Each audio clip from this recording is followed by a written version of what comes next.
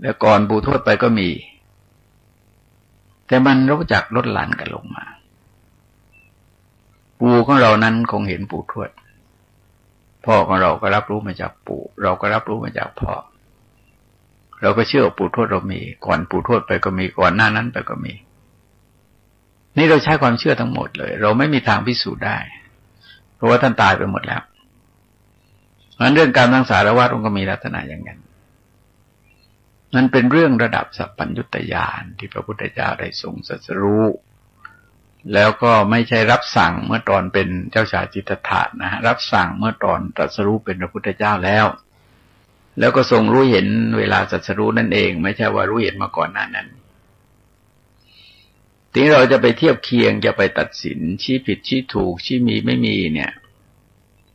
ปัญหาว่าเรามีอะไรเป็นมาตรวัดล่ะความรู้เราหรือเรารู้จริงหรือเปล่าเป็นความรู้ระดับญาณเรามีญาณอย่างนั้นหรือเปล่ามันเหมือนกับไฟฉายที่แสงสว่างไม่เท่ากันคนหนึ่งส่องไปเห็นไกลคนหนึ่งส่องเห็นใกล้ๆแล้วปฏิเสธสิ่งที่เขาเห็นไกลเนี่ยเอาอะไรมาเป็นเกณฑ์ตัดสินปฏิเสธว่าสิ่งเหล่านั้นที่เขาบอกเนี่ยไม่มีที่เราไม่เห็นเพราะไฟฉายเรามันแสงมันอ่อนเท่านั้นเองแต่คนที่มีไฟฉายไกลเขาก็ฉายไปเห็นเพราะปัญหาบางอย่างเป็นอันมากเนี่ยเมื่อเราเจริญอนุสติไปแล้วเนี่ยถึงจุดหนึ่งเราก็ใช้ความเชื่อเอาจุดหนึ่งก็ใช้ปัญญาแต่ว่าทางที่ดีแล้วเนี่ยปัญญากับศรัทธาเนี่ยต้องใช้ให้ผสมผสานกันรวมกลืนกันคือปรับศรัทธากับปรับปัญญาให้ไปด้วยกันได้พอทำมาอย่างนั้นแล้วก็มันอดจะสงสัยอดจะเครือบแคลงอดจะลังเลอดจะไม่แน่ใจไม่ได้การพยายามปฏิบัติให้ดีคือให้ชอบตามที่ทรงแสดงเอาไว้ก็ชื่อว่าเป็นการโดยเสด็จรออยู่คนบาทเป็นการสัมผัสพระพุทธคุณธรรมคุณสังฆคุณด้วยใจของเราปฏิบัติดีอีกประการหนึ่งก็คือเป็นการปฏิบัติที่ไม่เป็นข้าศึกอะไรกับใครหมายความว่ามองคนเป็นมิตรเป็นเพื่อนร่วมทุกข์เกิดแก่เจ็บตายด้วยกันทั้งหมดทั้งสิ้นเนี่ย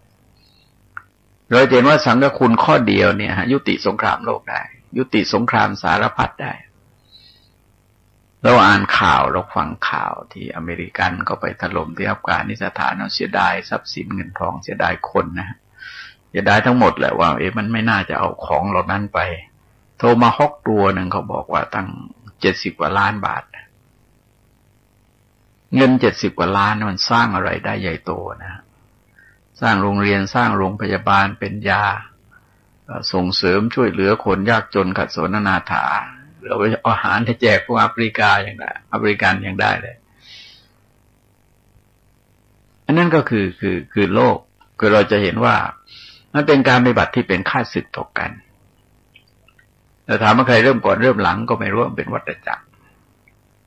แต่ถ้าเรายุติเป็นข้าศึกตรงใดตรงหนึ่งสักแห่งมันต้องมีการยุติมันก็อยู่ที่ความคิดของคนน่ะสามารถจะยุติได้ไหมอย่างที่ท่านเล่าถึงคนคนหนึ่งชื่อนายดำถูกโจรปล้นวัวแล้วก็นำแกไปด้วยนะเป็นตัวประกันนะจูงวัวไปเป็นทีท่าคล้ายๆกับคนรู้จักกันตรงนี้ก็คุมขู่ไปถึงจุดหนึ่งพวกโจรก็จะฆ่านายดำเนี่ยดำก็เหนียวตัวนะฮะไม่สบายเดินมาไกลร้อนก็บอกขออาบน้ำหน่อยจะตายก็ตายนะแกก็ปลงตกแล้วแต่ตอนแกลงไปเนี่ยมันมีเสียงแว่วๆบอกว่าดำไอ้2 คนเนี่ยชาติก่อนแกฆ่าเขาไว้ชาตินี้แกก็ต้องชดใช้กรรมก็ถูกเขาฆ่าแล้วก็บอกที่ฝังศพคนผู้ชาย2 คนในชาติก่อนด้วยแกขึ้นมาถึงแกก็เล่าให้โจร2 คนฟังแกบอกยังไงก็จะตายแล้วขอขุดพิสูจน์ดูหน่อยมันมีจริงหรือเปล่าพอขุดไป3 คนก็ช่วยกันขุดก็เจอจริงนายดำในปรงตกแล้วฆ่าก็ฆ่าเถอะเพราะว่าชาติก่อนได้เคยฆ่าเขามาก็ไม่ได้ว่าอะไรยินดีจะตายแล้วแต่คนที่ได้คิดเนี่ยกลายเป็นโจร2 คน แกบอกถ้าเราฆ่านายดำในชาตินี้ชาติต่อไปนายดำก็ฆ่าเราชาติโน้นเราก็ฆ่านายดำชาติโน้นดำก็ฆ่าเราชาติโน้นเราก็ฆ่านายดำชาติโน้นเราก็นายดำก็ฆ่าเราก็ฆ่ากันอย่างนี้มันไม่มีจบสิ้นเพราะฉะนั้นมันต้องยุติการฆ่าแล้วในที่สุด3 คนก็ตกลงเป็นเพื่อนเป็นฝูงกันยุติลืมเรื่องทั้งหมดเป็นเรื่องของชาติก่อนชาตินี้มานับหนึ่งกันใหม่มาอยู่เป็นมิตรกันเพราะถ้าความคิดของคนเนี่ยเป็นการปฏิบัติดีคือไม่เป็นข้าศึกอะไรกับใครกันมันแน่นอนแหละมันมีการกระทำในการกระทำตอบแต่ปัญหามันได้อะไรจากการกระทำตอบถ้ามานั่งคุยกันมันเรื่องมันก็สูญเสียไปแล้วควรจะยุติกันพอฆ่ากันไปมันก็เพิ่มคนตายกันมาแต่นั้นเองไงคนที่ตายไปแล้วก็ไม่ได้ฟื้นคืนขึ้นมาจะช่วยกันคิดช่วยกันแก้ไขช่วยกันปรับปรุง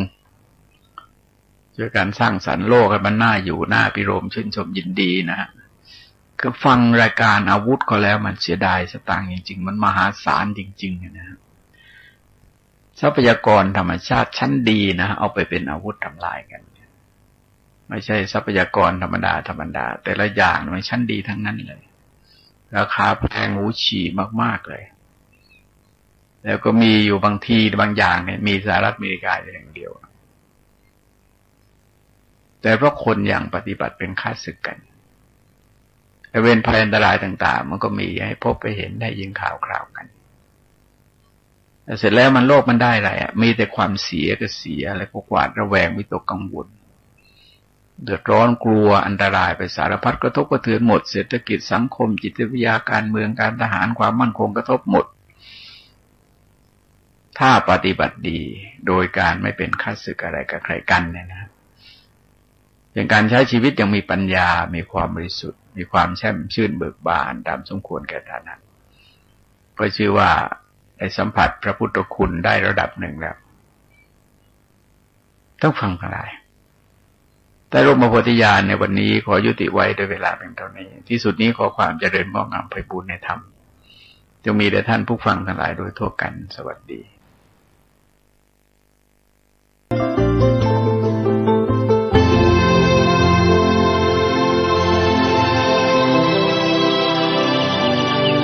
วันนี้เป็นวันพระขอเรียนเชิญพุทธศาสนิกชนทุกท่านมากลั่นจิตให้ใสกลั่นใจให้เป็นบุญด้วยการให้ทานรักษาศีลและเจริญจิตภาวนาน้อมจิตให้เข้าถึงพระรัตนตรัย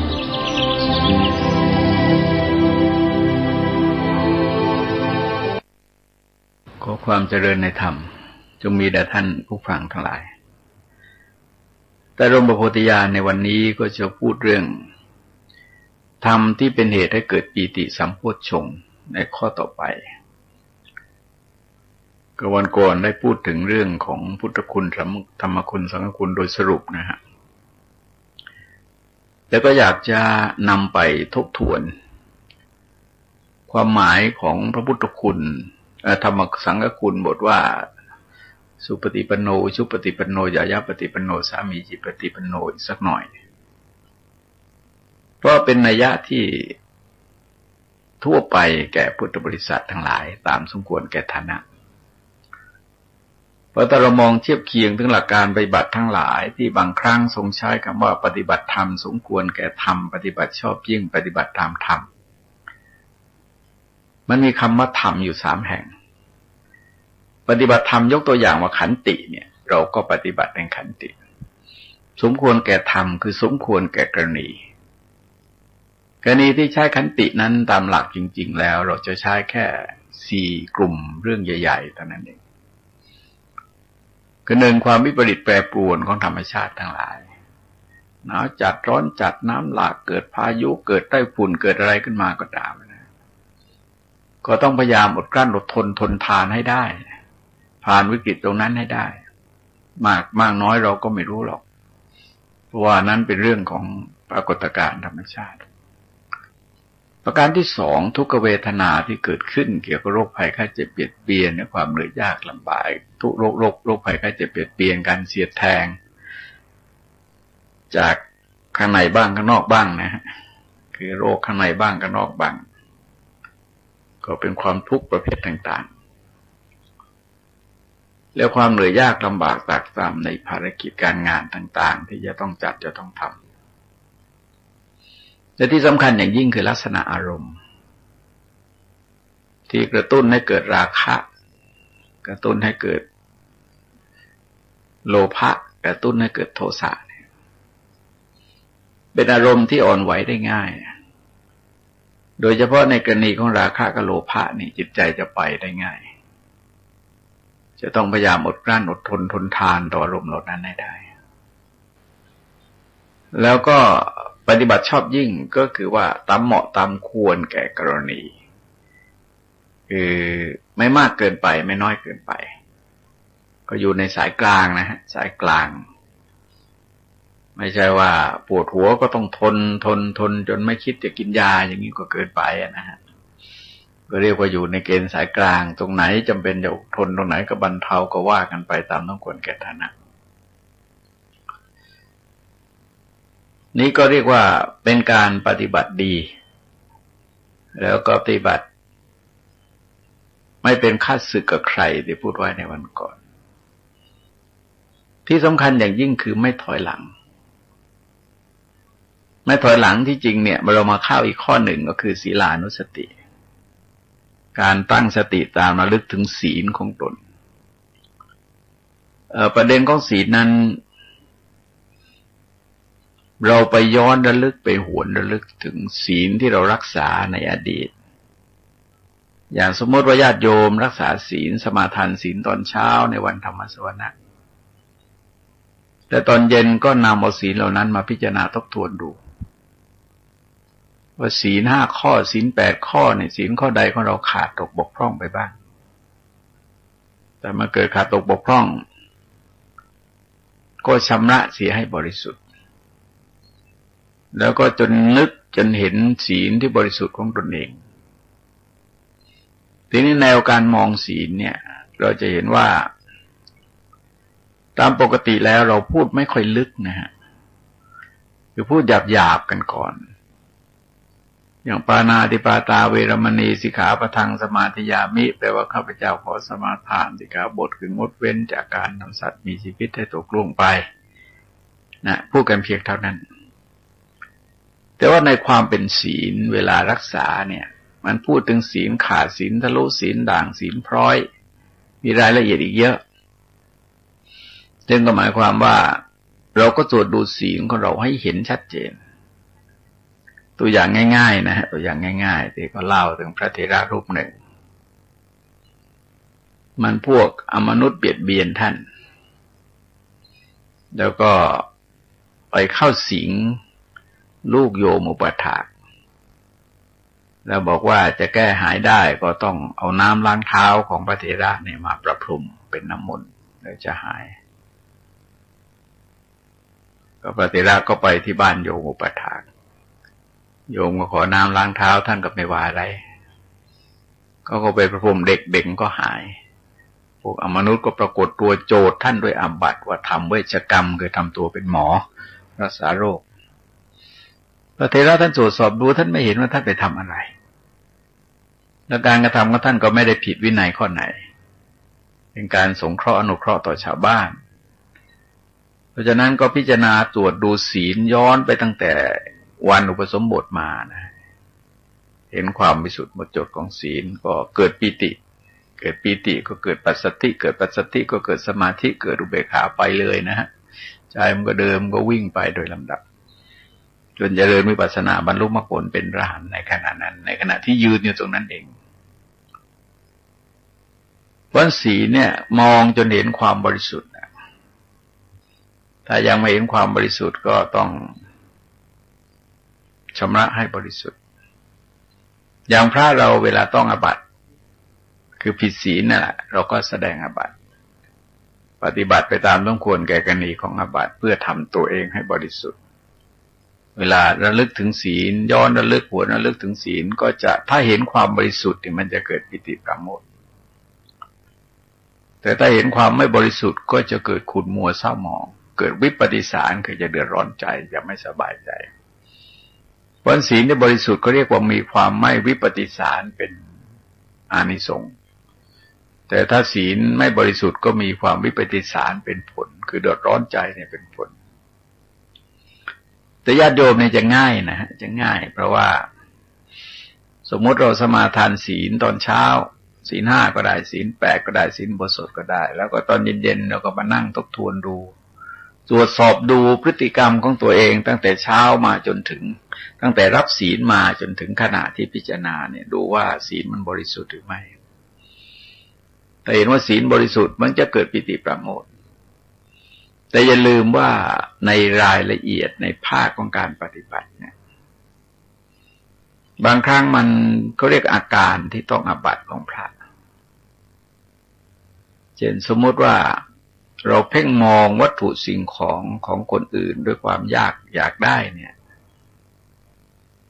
ก็ถือว่าศีลไม่บริสุทธิ์มันไม่ถึงกับขาดอ่ะแต่ว่าถือศีลมันขุ่นมัวมันเศร้าหมองไปวันท่านเรียกว่าศีลขาดศีลทะลุศีลด่างศีลพร้อยเป็นรายละเอียดออกไปเป็นนั้นมากเพราะฉะนั้นถ้าหากว่าต้องการจะรักษาศีลให้บริสุทธิ์หมดจดจริงๆก็ต้องพยายามรักษาให้ลึกกว่าปกติในแนวที่ท่านแสดงไว้ในกุศลกบฏเนี่ยหมายความว่าศีลข้อที่1คือปาณาติปาตาเนี่ยเราต้องไม่ฆ่าเองเราต้องไม่ใช้บุคคลอื่นฆ่าตรงนี้ผิดศีลตรงๆนะฮะผิดศีลทั้งคู่ทั้งสองระดับเราไม่ยกย่องสรรเสริญผู้ฆ่าอันนี้เราไม่ถึงผิดศีลหรอกแต่ว่าการพูดของเรานั้นแสดงว่ายังมีวิหิงสาคือความคิดเบียดเบียนอยู่ภายในใจมันไม่สงบจากกิเลสประเภทเบียดเบียนหรือพอใจยินดีในการฆ่าหรือว่าสิ่งที่ได้มาจากการฆ่าจะดูสงครามที่เขารบกันเนี่ยคือถ้าเราไปชื่นชมยินดีก็ฝ่ายใดฝ่ายหนึ่งหรือว่าชิงชังฝ่ายใดฝ่ายหนึ่งมันก็ใจก็ไม่บริสุทธิ์เพราะฉะนั้นถ้าดูแล้วก็มองเขาด้วยความสงสารทั้งคู่สงสารในฝ่ายหนึ่งทำบาปสงสารในฝ่ายหนึ่งต้องหนีตายนะก็คือกันก็สัตว์โลกก็เป็นไปตามกรรมไม่ต้องไปแสดงความยินดียินร้ายอะไรนั้นแนวการระลึกถึงศีลพอมาถึงข้อปานาเราจะเห็นว่ามันมี4ระดับระดับที่ไม่ยกย่องสรรเสริญแล้วก็ไม่ยินดีในการฆ่าเนี่ยมันเป็นจิตที่ประณีตมากเพราะอะไรเพราะว่าไปสงบตัววิหิงสาคือตามปกติสัตว์โลกเขาชอบเบียดเบียนนะชอบดูความรุนแรงต่างๆลองสังเกตว่าข่าวคราวในช่วงตรงนี้เป็นช่วงที่เราประหยัดน้ำมันประหยัดไฟนะฮะประหยัดไฟแต่ในขณะเดียวกันก็มีข่าวสงครามออกวิเคราะห์กันตามช่องต่างๆตามสถานีต่างๆติดตามข่าวกันอุตลุดคนก็ไปเพลิดเพลินชื่นชมกับการติดตามข่าวเหล่านั้นและในสุดเอาก็จริงก็จิตใจไม่สงบมันจะเกิดความเครียดแค้นชิงชังเกิดความสลดหดหู่เกิดความอาฆาตพยาบาทเกิดความสะใจแต่ละเรื่องนี้ไม่ได้เรื่องทั้งนั้นนะไม่ได้เกิดประโยชน์อะไรแก่ใครๆโดยเฉพาะยิ่งคือประทุษร้ายต่อจิตตัวเองดังการศึกษาเรื่องศีลที่ให้มันละเอียดขึ้นไปเนี่ยพอมาข้อทินนาก็เหมือนกันคือ1เราต้องไม่ฆ่าเองไม่ใช่ไม่ลักเอง2ไม่ใช้คนอื่นลัก3ไม่สรรเสริญคนลักและ4ไม่ยินดีของที่ได้มาในทางที่ไม่ชอบทำจะเป็นหนีภาษีจะเป็นลักขโมยจะเป็นลักยักยอกมาจะเป็นเรียบเคียงขออะไรต่ออะไรได้มาแล้วก็มาถึงข้อกาเมก็คือไม่ประพฤติผิดกาเมเองไม่ส่งเสริมสนับสนุนคนอื่นมายกย่องสรรเสริญคนที่ประพฤติผิดในศีลข้อกาเมและตัวเองก็ไม่ยินดีในเรื่องเหล่านั้นไม่พอใจไม่ยินดีไม่ชื่นชมในการกระทำเช่นนั้นมุสาวาทก็ไม่พูดเท็จเองไม่ใช่บุคคลอื่นเนี่ยพูดเท็จไม่ยกย่องสรรเสริญคนเท็จแล้วก็ไม่ยินดีในความเท็จทั้งหลายเนี่ยค คือยินดีในตัวสัจจะคือความจริงเพราะการตรวจสอบศีลเราก็ต้องตรวจสอบของเราเองนะฮะคือแต่ละคนในตรวจสอบของตนเองแล้วชาวบ้านเนี่ยเมื่อยังเห็นว่าศีลยังบกพร่องยังไม่บริสุทธิ์เราก็ไปสมาทานศีลสมัยรักษาใหม่แล้วก็ตรวจสอบกันใหม่เป็นเรื่องที่เราต้องรับผิดชอบตามกระบวนการของกรรมนะฮะคือการรักษาศีลที่จริงก็คือกระบวนการของกรรมนั่นเองจนกว่าจะเห็นความบริสุทธิ์หมดจดแต่ยังไม่เห็นความบริสุทธิ์หมดจดก็พิจารณากันไปเรื่อยๆนะก็ดูกันไปเรื่อยๆเพราะแนวอนุสติศีลานุสติเนี่ยจากการสังเกตคือพบว่ามันจะมีแรงผลักดันกระตุ้นให้ท่านถูกจับถูกปรับหรือถูกดูหมิ่นว่าละเมิดศีลแล้วท่านก็ทบทวนตัวท่านเองพอเห็นความบริสุทธิ์แล้วก็จิตก็เกิดปีติเกิดปัสสัทธิเกิดสมาธิเกิดอุเบกขาก็เดินไปเรื่อยนะฮะเดินไปตามกระแสของธรรมะเหล่านั้นแนวของการยกเอาศีลขึ้นมาพิจารณาจนเห็นว่ามันไม่เป็นข้าศึกอะไรกับใครและที่สำคัญอย่างยิ่งคือมีการก้าวรุดไปข้างหน้ามีการก้าวทั้งในแนวที่ลึกซึ้งลงไปแล้วแนวที่กว้างทั้งกว้างทั้งลึกหมายความว่าศีลนี่ขยายออกมาแทนที่จะอยู่เพียงศีล5ก็ยุวนามก็มากแล้วตอนนี้รักษาศีลโบสถจะบ้างรักษาศีล8จะบ้างในแนวลึกก็อย่างที่ว่ามาแล้ว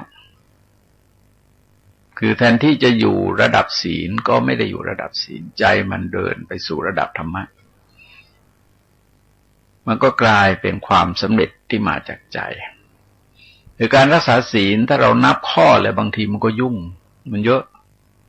อย่างศีลพระ227ข้อศีลภิกษุณี311ข้อแล้วยังศีลนอกปปาติโมกข์อีกเยอะแยะหมดไม่มีใครก็จำได้หรอกเพราะจริงๆแล้วจิตเนี่ยการสำรวมศีลถ้าเราสำรวมที่จิตได้ก็อย่างอื่นก็เป็นอันสำรวมได้แต่มีภิกษุรูปหนึ่งท่านมีปัญหาเรื่องการรักษาศีลท่านรู้สึกว่าศีลมันเยอะจังกระดิกกระเดี้ยไปไหนก็ไม่ได้ก็ทำให้อึดอัดขัดข้องที่จะครองเพศพรหมจรรย์ต่อไปก็คิดมากจนใครจะสึกเรื่องก็นำไปฟ้าพระพุทธเจ้าพระเจ้ารับสั่งถามว่าเป็นไงรู้สึกมันมากไปเลยท่านบอกว่ามันรู้สึกมากไปกระดิกกระเดี้ยไม่ได้อึดอัดพระเจ้ารับสั่งว่าถ้าอย่างนั้นรักษาสักอย่างได้ไหมท่านบอกรักษาได้รับสั่งว่าให้รักษาจิตอย่างเดียวนะอย่าคิดไปข้างนอกอย่างอื่นไม่ต้องรักษาหรอกรักษาจิตอย่างเดียวอย่าคิดออกไปข้างนอกเห็นไหมนี่คือศีลนะเป็นกี่ข้อก็ได้กี่ร้อยข้อพันข้อก็ได้รักษาจิตไม่คิดออกนอกก็จบแล้วเพราะมันต้องเห็นความบริสุทธิ์อยู่ที่จิตของเราพิจารณาจนเห็นชัดเจนการรักษาศีลบางอย่างเนี่ย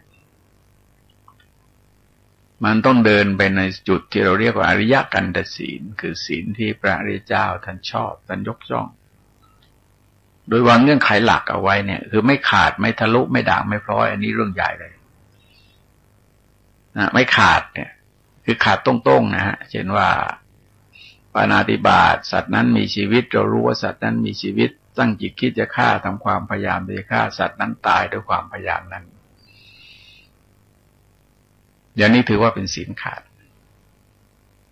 แต่บางอย่างมันเจตนาจะฆ่านะเช่นเจตนาจะตบยุงแต่ตบถูกปีกขาดไปนิดหนึ่งคือไม่ตายถือว่าศีลทะลุศีลด่างเนี่ยหมายถึงว่าเจตนาจะตบยุงยกตัวอย่างว่ายุงกัดแล้วก็จะตบยุงตบลงไปแต่ตบผิดเราจะเห็นว่าสัตว์นั้นมีชีวิตเรารู้ว่าสัตว์มีชีวิตตั้งจิตคิดจะฆ่าทำความพยายามได้ฆ่าสัตว์ไม่ตายนะมี2ข้อมีองค์อยู่2ข้อนั่นเองแล้วก็ขาดทะลุด่างพร้อยนี่คือหมายความว่าเช่นยุงกัดเอาสมมติยุงกัดเนี่ยเงื้อมือจะตบแล้วก็ยั้งมือไว้ได้นึกออกว่าเรารักษาศีลอยู่ ศีลต้องไปบริสุทธิ์ขนาดนั้นลึกซึ้งขนาดนั้นแล้วก็เป็นอิสระคือมีความสุขใจมีความพอใจที่จะรักษาศีลไม่รักษาด้วยถูกกะเกณฑ์ถูกบังคับถูกสั่งการถูกควบคุมจากบุคคลอื่นแต่รู้สึกว่าศีลนี่ดีแล้วก็รักษาคือรู้ดีรู้ชอบรู้ดีรู้ชอบโดยตัวเองนะฮะเพราะจริงๆแล้วศีลถ้าเรามองให้ดีแล้วเนี่ยเราทำเพื่อตัวเราอย่างศีล5ที่ทรงใช้คำว่าเบญจเวรนวิรัติเนี่ยคืองดเว้นจากเวรจากภัยจากอันตรายทั้งหลายนะเราดูที่อัฟกานิสถานก็ได้นะฮะคืออย่างน้อยเราเห็นว่ามันเป็นการกระทำแล้วมีการกระทำต่ออย่างน้อยทางอเมริกาก็ปักใจนะฮะว่านายบินลาเดนไปส่งลูกน้องไปถล่มตึกของเขากับกระทรวงกลาโหมทั้ง2 รัฐนะ2 มลรัฐนะนิวยอร์กกับวอชิงตันนะพวกนี้ก็มากระทำต่อแล้วเสร็จก็โต้ตอบกันไปโต้ตอบกันมามันมีแต่สูญเสียมีแต่บาดเจ็บมีแต่ล้มตายแต่นั้นก็คือแสดงให้เห็นว่าเวรเนี่ยมันไม่สามารถจะระงับได้หรอกเราก็สำนึกเห็นว่าใช้วิธีนี้มันแก้ไขปัญหาไม่ได้หรอกสงบระงับเวรภัยกันดีกว่าแล้วในที่สุดเราก็เป็นอิสระคือไม่ทำอะไรไปตามกระแสของอารมณ์กระแสกิเลสกระแสของสังคมคนยุ้ยคนตีกันแล้วเราก็ไปตีกันเนี่ยเราก็โง่นะวิธีแก้ปัญหาของผู้มีศีลเนี่ยจึงต้องสงบเวรภัยเลิกแล้วต่อกันซะบ้างอภัยซะบ้างอดทนไว้บ้างนะก็สามารถที่จะประนีประนอมหาจุดกลางในการประสานประโยชน์กันได้นะตัวการสำคัญมันอยู่ที่เราตั้งจิตว่ายังไงเราคิดยังไงทรงแสดงว่าโจรมาเจอกับโจรคนมีเวรมาเจอกันเนี่ยพวกนี้จะจองล้างจองผลาญจะเบียดเบียนจะประทุษร้ายกันแต่ถ้าจิตที่ตั้งไว้ผิดเนี่ยมันจะทำอันตรายต่อเราเองเนี่ยมากกว่าโจรทำกับโจรหรือว่าคนที่เป็นศัตรูคู่อาฆาตกระทำต่อกันซะอีกดังนั้นศีลจึงต้องรักษาโดยอิสระรู้สึกว่ามันดีนะรู้สึกดีแล้วก็รักษาอย่างว่าศีลอุโบสถเนี่ยถ้าลองฝึกรักษาคือลองคุยกับโยมบางคนเนี่ยดูที่แกห่วงเนี่ยคือห่วงกินอาหารตอนเย็นแต่ว่ากันตามความเป็นจริงศีลในสมัยปัจจุบันมันมีเครื่องดื่มมันมีน้ำดื่มอะไรต่ออะไรต่างๆน้ำปานะทั้งหลายเนี่ยน้ำผลไม้คั้นอะไรต่ออะไรต่างๆมันก็บรรเทาความหิวได้นะถ้าหิวขึ้นมาจริงๆก็บรรเทาได้แล้วว่ากันตามหลักแล้วพระนี่ฉันน้อยนะฉันน้อยอย่างพระอาจารย์กรรมฐานเนี่ยส่วนมากก็ฉันมื้อเดียวนะเขาก็อยู่ได้ทำงานได้ก็ไม่ได้มีปัญหาอะไรแต่เราจะเห็นว่ามันตัดภาระเครื่องกังวลไปมื้อหนึ่งเนี่ยมันตัดอะไรไปได้เยอะเลยเวลาเนี่ยมันหายไปเยอะเลยอย่างเวลาเนี้ยบางครั้งบางคราวเนี่ยเขานิมนต์ไปเทศไปปาฐกถาอะไรเนี่ยเช่นเขาให้พูดตอนเที่ยงแต่เขาบอกให้ฉันข้าวไปให้ไปฉันที่โน้นเรานึกไปฉันทำอะไรฉันแล้วก็ต้องรอกว่าเขาจะพร้อมก็จะกินอาหารกว่าจะเทศแต่เราเสียเวลาไปเยอะนะเช่นไปพูดบ่ายโมงไปพูดตอนเที่ยงเนี่ยเขาว่าเราไปถึง10 โมงครึ่งไปอยู่ทำอะไรอีก30 นาทีเอาแล้วฉันข้าวหมดไป30 นาทียังเหลืออีก30 นาทีตกลงว่าเหลือ1 ชั่วโมงเนี่ยเวลาเนี่ยไปนั่งคอยอยู่1 ชั่วโมงไม่ได้ประโยชน์อะไรกันแต่ถ้าเราฉันไปเสร็จแล้วไปถึงก็เพ่งเวลาตรงเพ่งเที่ยงเราก็พูดเลยกลับมาเลยเวลามันหายไปนะเวลามันได้ใช้สอยให้เกิดประโยชน์ขึ้นมาเนี่ยชั่วโมงกว่าเพราะตามปกติแล้วก็ไม่รับรุงรังอย่างนั้นนะนอกจากว่ามันไปพูดตั้งแต่2 โมงเช้าไปจนถึง5 โมงเช้าอย่างนี้ก็ต้องฉันเพลธรรมดาคือเวลานี้มันต้องคิดอะไรมากๆเวลาเนี่ยมันเป็นสิ่งที่มีค่า วางอยู่ที่หนึ่งมันไม่เกิดประโยชน์อะไรแต่อยู่ที่หนึ่งเนี่ยมันเกิดประโยชน์นั้นเราจะเห็นว่าถ้าชีวิตเราอยู่กับศีลไว้เนี่ยมันจะเบานะฮะคือศีลสามข้อหลังเนี่ยที่จริงมันเบาคือทำให้โปร่งทำให้เบาทำให้สละสลวยเพราะว่าอาหารเลิกไปมื้อหนึ่งแล้วก็ไม่ดูการเล่นการแสดงการบันเทิงเริงรมย์ต่างๆแล้วไม่ประดับประดาตกแต่งร่างกายให้หรูหราฟู่ฟ้าฟุ่มเฟือยจนเกินเหตุเกินผลไปไม่นอนบนที่นอนสูงใหญ่ภายในมีรุ่นและสำลีก็ทำให้เราสบายนะจริงๆก็ทำให้สบายทีนี้ถ้ายังไม่ถนัดเอาศีลห้าก่อนก็แล้วกันรักษาศีลห้า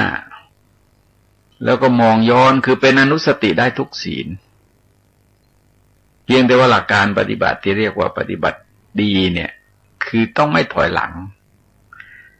ไม่ใช่ว่าศีลรักษาตั้งศีล8แล้วก็ถอยหลังมาเรื่อยๆเลยศีล2ข้อก็รักษาไม่ได้อย่างนี้แย่เลยคืออย่างอื่นเราเจริญเติบโตนะฮะเวลาชีวิตเราก็แก่ลงทุกวันก็แก่ก็นึกถึงความตายมันก็ใกล้เข้ามาทุกวันเหมือนกันถ้าว่ารีบเร่งปฏิบัติให้ก้าวรุดไปข้างหน้าอายุเราเพิ่มขึ้นมีคุณธรรมเพิ่มขึ้นมีกิเลสลดลงเนี่ยก็บุญแล้วนะพอแล้วเราเนี่ยอายุเพิ่มขึ้นธรรมะเพิ่มขึ้นกิเลสลดลงที่จริงอายุเพิ่มขึ้นธรรมะเพิ่มขึ้นก็พอแล้วเพราะกิเลสมันต้องลดนะธรรมะเพิ่มเนี่ยเอาสองอย่างว่าเป็นการเติบโตอย่างมีสาระแก่นสารเหมือนกับต้นไม้เนี่ยต้นไม้เวลาเติบโตเนี่ยก็มีแก่นโตตามกันไปด้วยเป็นการมีสาระมีแก่น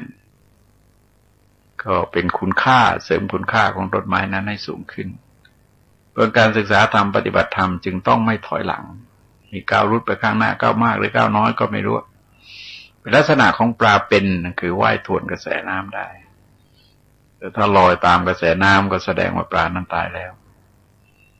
ต้องฟังทั้งหลายแต่รมโพธิญาณในวันนี้ขอยุติไว้ด้วยเวลาเพียงเท่านี้ที่สุดนี้ขอความเจริญงอกงามไพบูรณ์ในธรรมจะมีแด่ท่านผู้ฟังทั้งหลายโดยทั่วกันสวัสดี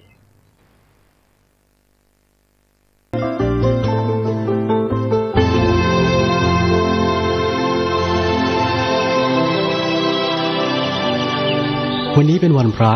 ขอเรียนเชิญพุทธศาสนิกชนทุกท่านมากลั่นจิตให้ใสกลั่นใจให้เป็นบุญด้วยการให้ทานรักษาศีลและเจริญจิตภาวนาน้อมจิตให้เข้าถึงพระรัตนตรัย